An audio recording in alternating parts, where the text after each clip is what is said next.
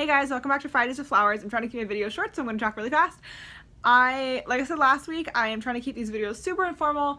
I want to make sure that I don't polish my videos to the point where they kind of lose their meaning.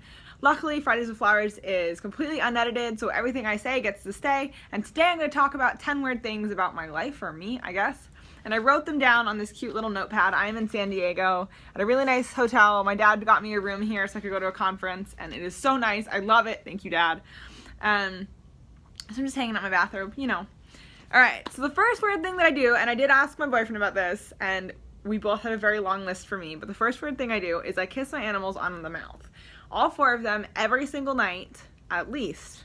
I basically make out with my animals, and people make fun of me for this, because it's disgusting, and I'm such a clean freak about everything except for when it comes to my animals. I don't care about any of their germs. It doesn't bother me at all.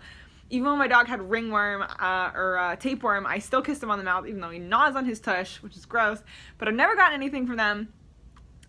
But this actually saved my animal's life. It saved Brittany's life, my little cat, my black and white cat, because I kissed her in the mouth and I tasted something weird, and it turned out she had drank Drano and was literally dying from the inside, and if I hadn't given her a kiss in the mouth, she would have died. So make fun of me if you wish. I will continue to kiss my animals in the mouth.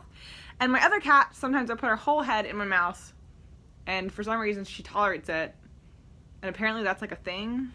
It's like love aggression. I don't know. Anyway, the second thing is I cannot single task. I'm terrible at doing one thing at a time, which is probably why YouTube videos are so hard for me, because I have to talk to you guys and focus. I can't doing 10 other things at once. 3, I can smell which of my animals had an accident. So my animals don't really have an accident, but occasionally I will close the dog door to use a leaf blower outside and then forget to pull it out. So one of my animals will have an accident, and based on the smell I can tell which one it is. 4, I am incapable of small talk. This probably has the same thing to do with I can't single task. It's with small talking, I have to focus on what the person's saying, but we're not even really saying anything. We're just chatting about the weather. I'm just terrible at that. I'm happy to contemplate the meaning behind storms or the history of storms or climate change and scientific evidence about it, but I am not going to talk about how I feel about the weather. I'm terrible at that. Oh, this one's one of my favorite. I refuse to date anyone with a peanut allergy. One time I dated a guy who had a peanut allergy, and I didn't know he had a peanut allergy, and he told me he did, and I was thinking, you can't come over to my house. I am a peanut butter addict. I can't have a future with somebody who's allergic to peanut butter. How are we going to share things? There's peanut butter on everything. There's probably peanut butter in my hair right now, and I just washed, I use peanut butter 3 or 4 times a day, and I'm one of those people, I'll stick a spoon in the peanut butter, wipe it on the toast, because knife doesn't get quite enough peanut butter, I need one of those huge serving spoons, and I smear it on my toast. The toast is just a vessel. It's not the main thing and then the peanut butter goes on top. No, it's a vessel for a huge amount of peanut butter, and then I want to add honey, so I stick the peanut butter spoon in the honey, they would just die. There's no way. They'd have to be permanently, they'd just be sticking themselves in an EpiPen all day. There's no future there. 6, I cannot deal with extremely loud sounds in isolation, or even if it's really quiet and there's just one sound going off, I can't deal. No matter how quiet that sound is, if it's the only thing I can hear, I cannot focus, I cannot think, I cannot deal with it. But if it's a club where there's 2 or 3 different types of music, blasting and screaming, and tons of other noises, street noise or whatever, it doesn't bother me at all. It's just about one sound standing out. I cannot focus, I cannot think in my head, I cannot form a coherent sentence when it's like that. 7, I have a random subscription to Brides. In fact, I actually brought it today, and this is what made me think of it. This is a 3rd thing I've gotten from Brides, the 3rd magazine. I haven't looked at it. This is a really unusual dress. I don't know where this came from. I have asked everybody. I thought it was my mom, then I thought maybe it was Jason, and I know it's not Jason because, first of all, hello. And then, second of all, is he cannot lie. I can tell instantly when he's lying. That was totally ironic. Jason called me right when I said that, right when I was making the joke about him not being able to lie to me.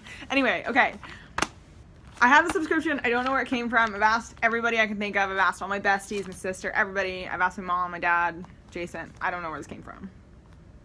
It's a cool magazine, though. Anyway.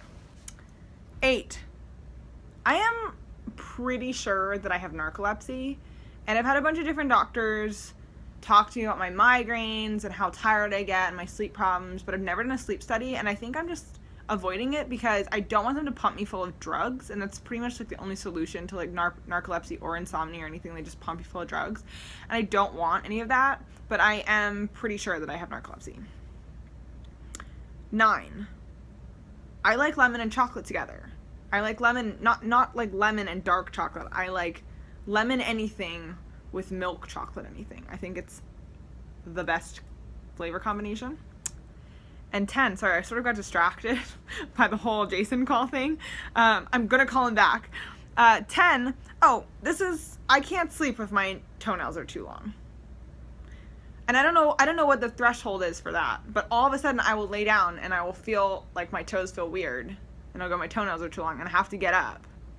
And it could be any point in the night, like for some reason at 1 a.m. in my sleep that I've officially, like at that very moment, hit the threshold where my toenails are too long. And I don't let them get that long. Like, they're pretty short and they're pretty tiny. But I can't deal with it. And I don't know why I hit that threshold at the weirdest times. It's so annoying. It's like, just sleep through it, Liz. And I'm sitting there telling myself, like, get over it. It's fine. No, it's not fine. I will not sleep until I cut my toenails. And like, then after I cut them, I have to clean them thoroughly because I'm like a neat freak. Anyway, thanks for watching this weird video. Let me know if you have any of your own weird things. I have a lot more for you guys. I'm probably gonna have to do part like B, C, D, E, and F for this. But I hope you guys have an amazing weekend. And I have a bunch of vlogs that I'm sitting on, including my day 4 of VidCon, which is like pathetic. I know, I'm sorry. It should be uploaded by now, but it's gonna be a good video. It has a lot of cool YouTube creators in there. And also one from my recent trip to Wyoming. I was in Wyoming we did a road trip to Wyoming, so it was like a 10-day-ish trip. And I have a bunch of really cool footage from that. It was just a beautiful spot if you like being outdoors and like hiking and stuff. I love you guys. Bye.